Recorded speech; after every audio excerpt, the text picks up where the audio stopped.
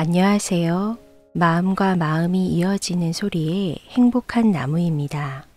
오늘 제가 가져온 책은 지난번에도 읽어드렸던 토기장애에서 펴낸 오스왈드 챔버스의 주님은 나의 최고봉입니다. 지난번에 이어 주님을 개인의 구주로 아는 단계를 넘어설 때에 관한 말씀 묵상의 글 중에 일부를 들려드리도록 하겠습니다.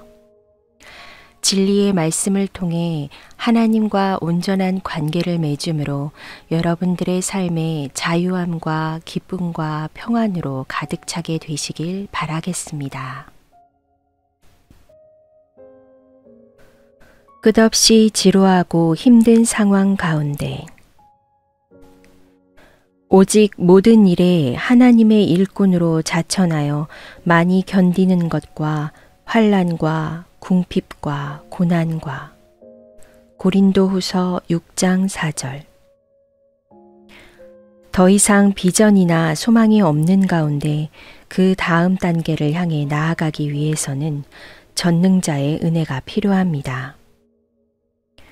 하나님으로부터 어떠한 비전도 없고 그에 따라 열정이나 전망도 없을 때 헌신, 연구, 독서, 집안일, 책임에 있어서 다음 단계로 나아가기 위해 하나님의 은혜가 훨씬 많이 필요합니다. 그 다음 단계를 향해 나아가기 위해서는 복음을 선포할 때보다 더 많은 은혜가 필요하기 때문에 더 간절한 마음으로 하나님께 나아가 은혜를 받아야 합니다. 모든 그리스도인들은 성육신의 근본에 참여해야 합니다. 성육신의 근본이 그들의 살과 피가 활동하는 영역으로 나타나도록 해야 하고 그들의 손길을 통해 성육신의 근본이 전달되어야 합니다. 비전이나 활기가 없고 매일 되풀이되는 지루한 일들만 있을 때 우리는 백기를 흔들어 항복을 표합니다. 삶 속에서 승리할 수 없습니다. 그러나 성육신의 근본을 삶 속에 적용하는 사람은 끝까지 인내할 수 있습니다.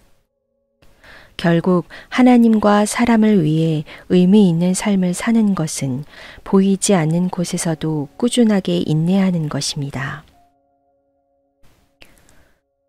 짓눌리지 않는 삶을 유지할 수 있는 유일한 비결은 하나님만 바라보며 사는 것입니다. 당신의 눈이 부활하신 예수님께 언제나 고정될 수 있도록 기도하십시오. 그러면 진보하고 고리타분한 일들이라도 결코 당신을 지치게 하지 못할 것입니다. 계속적으로 조잡하고 소심한 마음과 생각에서 벗어나십시오. 이를 위해 예수님께서 제자들의 발을 씻기셨던 요한복음 13장을 묵상하십시오. 하나님을 최고로 두십시오.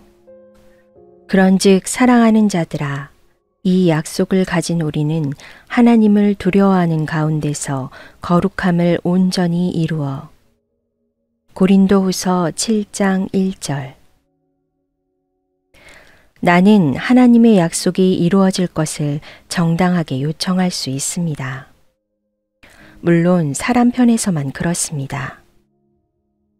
당신이 하나님 편에서 하나님의 약속을 본다면 주님의 요구 사항을 알게 될 것입니다.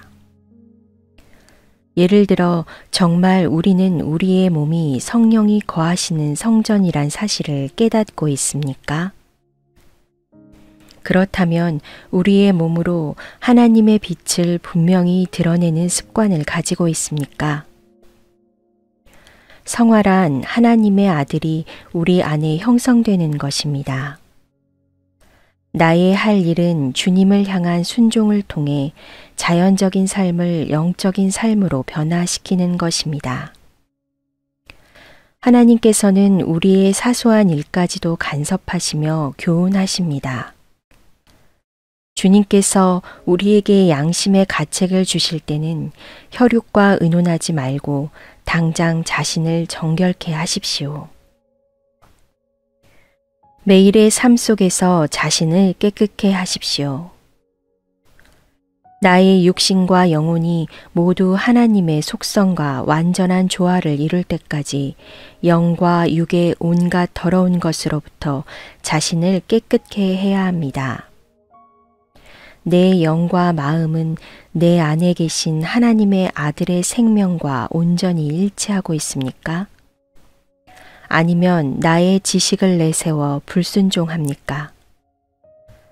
자신의 권리를 주장하지 않던 그리스도의 마음을 나도 내 마음 속에 형성하고 있습니까?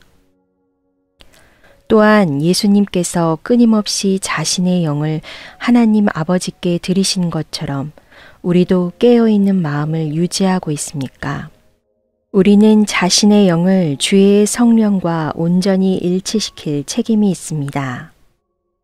그러면 점차적으로 주님께서는 우리의 삶을 그분의 삶의 수준으로 끌어올리실 것입니다. 그 삶은 다른 어떤 것에도 전혀 마음을 주지 않고 오직 하나님의 뜻에 온전히 드려진 삶입니다. 우리는 하나님을 경외하는 가운데 이러한 거룩을 완성시키고 있습니까? 하나님께서 우리를 통해 주의 길을 내셔서 다른 사람들이 우리의 삶을 통해 점점 더 하나님을 보기 시작합니까? 오직 하나님과의 관계를 가장 심각하게 생각하고 나머지 것들은 사소하게 여기기 바랍니다. 정말로 하나님을 최고로 두십시오. 믿음의 삶. 갈 바를 알지 못하고 나아갔으며. 히브리서 11장 8절. 구약에서 하나님과의 개인적인 교제는 따로 분리됨을 의미했습니다. 아브라함의 삶에서 이러한 현상이 나타나는데 그는 친척과 고향으로부터 분리되었습니다. 오늘날 이러한 구별됨은 위치적인 개념보다 정신적, 도덕적인 면에서 고려됩니다. 만일 우리에게 가장 가까운 사람들이 하나님과 인격적 관계가 없을 경우 우리는 그들이 세상을 바라보는 관점에서부터 자신을 분리시킵니다. 예수 그리스도께서는 이를 더욱 강조하셨습니다. 믿음은 자신이 어디로 이끌리는지 전혀 알지 못하지만 이끄시는 그분을 사랑하고 아는 것입니다. 믿음의 삶이란 지성이나 이성적인 삶이 아니라 우리에게 가라고 하신 그분을 알아가는 삶입니다. 따라서 믿음의 뿌리는 그분을 아는 경험적, 인격적 지식에 있습니다. 믿음의 삶에서 큰 장애 중 하나는 하나님께서 반드시 우리를 성공적으로 이끄실 것이라는 착각입니다. 믿음의 삶에서 궁극적인 단계는 언제나 인격적인 면에서의 완성입니다. 인격을 변화시키는 여러 사건들이 일어납니다. 우리가 기도할 때 우리를 둘러싸는 축복을 느끼기도 합니다. 한동안 우리는 변화된 것 같습니다. 그런데 일상적인 생활로 돌아가면 그 영광은 사라집니다. 믿음의 삶이란 날개를 펼쳐 저 높은 곳에 단숨에 날아오르는 삶을 의미하지 않습니다. 오히려 한 걸음씩 계속 걸으며 나아가지만 지치지 않는 삶을 의미합니다. 믿음의 삶은 오직 개인의 성화뿐 아니라 훨씬 더 무한히 높은 차원의 것입니다. 믿음은 시련을 당할 때 증명되며 마침내 시험을 이기고 일어섭니다. 아브라함은 성화의 표준이 아니라 믿음의 삶의 표준입니다. 그는 참된 하나님 위에 시험을 이긴 믿음을 세웠습니다. 아브라함이 하나님을 믿었더라. 로마서 4장 3절. 하나님과의 친구 관계. 여호와께서 이르시되 내가 하려는 것을 아브라함에게 숨기겠느냐. 창세기 18장 17절. 주님과 친구된 기쁨.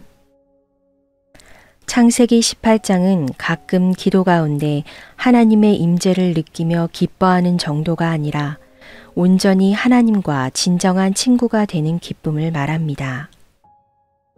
주님과 정말로 친밀하기 때문에 더 이상 주의 뜻이 무엇인지 물을 필요가 없을 정도입니다. 이는 믿음의 삶의 훈련에서 마지막 단계에 가깝습니다. 하나님과 온전한 관계를 맺으면 우리의 삶은 자유함과 기쁨과 평안으로 가득 찹니다.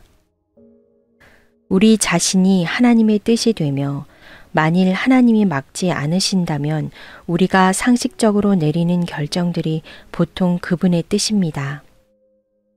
그에 따라 하나님과의 기쁘고 완벽한 친분 안에서 삶을 결정해 나갑니다.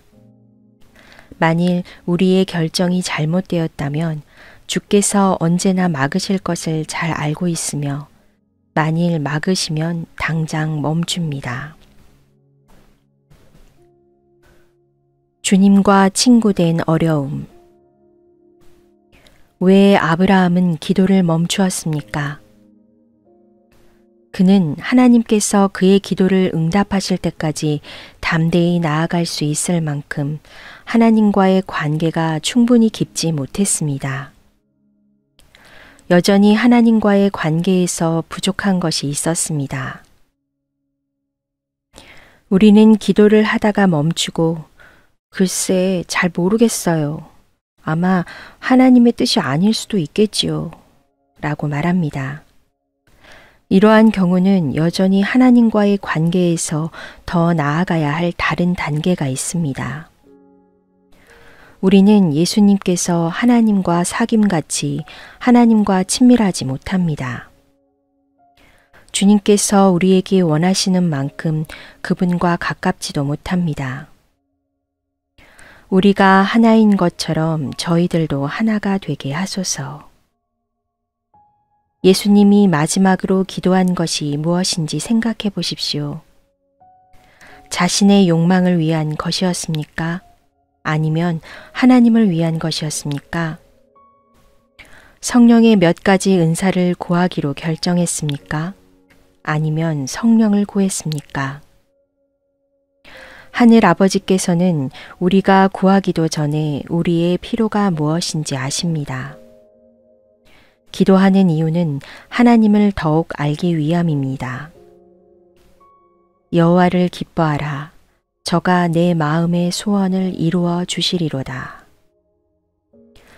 하나님을 온전하게 알 수 있도록 계속 기도하기 바랍니다.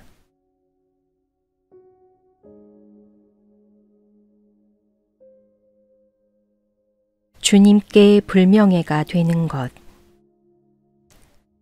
그 후에 제자들에게 이르시되 유대로 다시 가자 하시니 제자들이 말하되 랍비여 방금도 유대인들이 돌로 치려 하였는데 또 그리로 가시려 하나이까.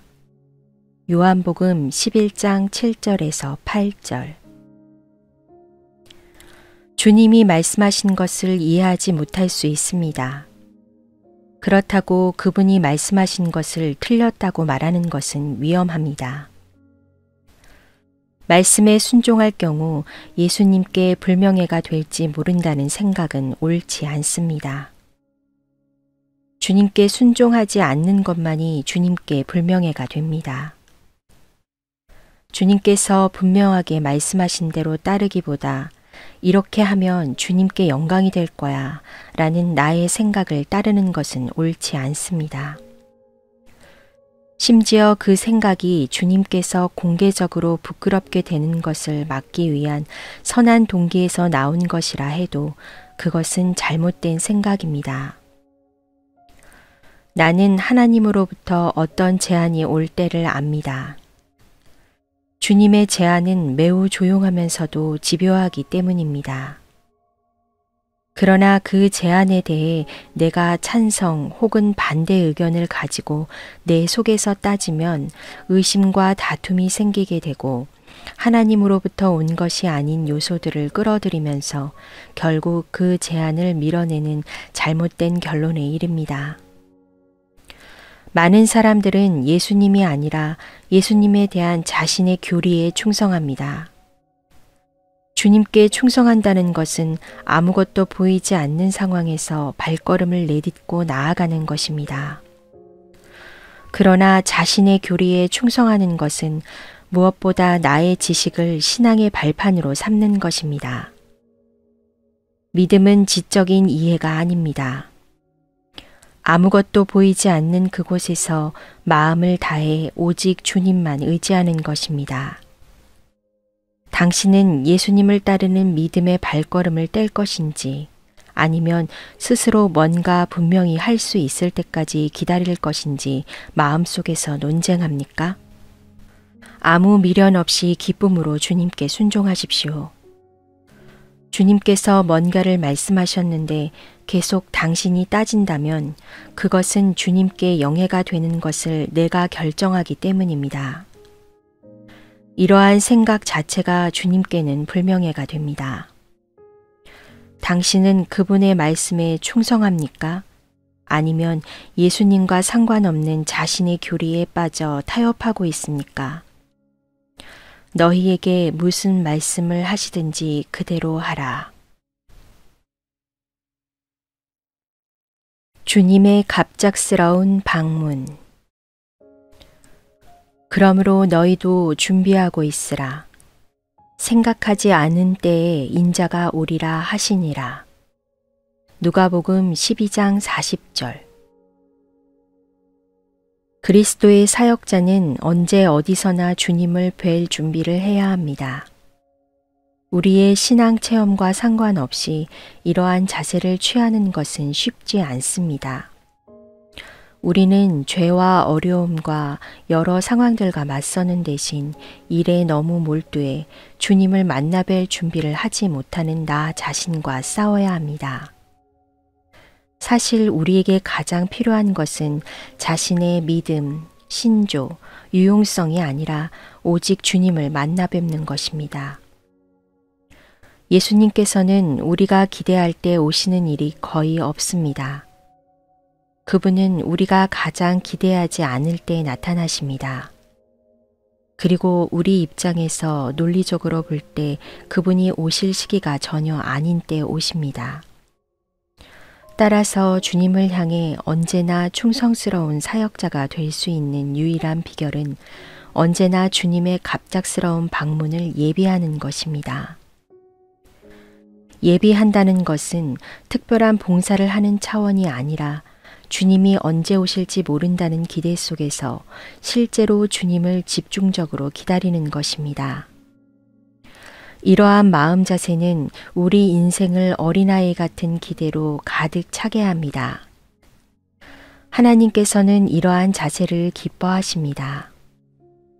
우리가 예수 그리스도의 오심을 예비하려면 고상한 문화로 여겨지는 종교 생활을 버리고 영적으로 실제적인 사람이 되어야 합니다. 만일 당신이 유행을 따르는 종교의 부름을 피하면서 예수님을 바라보고 당신의 마음을 오직 주님께서 원하시는 데 두고 그분을 따라 생각한다면 당신은 비현실적이요 꿈만 꾸는 자라고 조롱을 받게 될 것입니다. 그러나 분주하고 바쁜 어느 날 주님이 나타나실 때 당신만이 준비되어 있는 유일한 사람이 될 것입니다. 아무도 믿지 마십시오. 심지어 이 땅에서 존재했던 아주 고상한 성인마저 만일 그가 당신이 예수님을 바라보는 것을 방해한다면 그를 무시하십시오.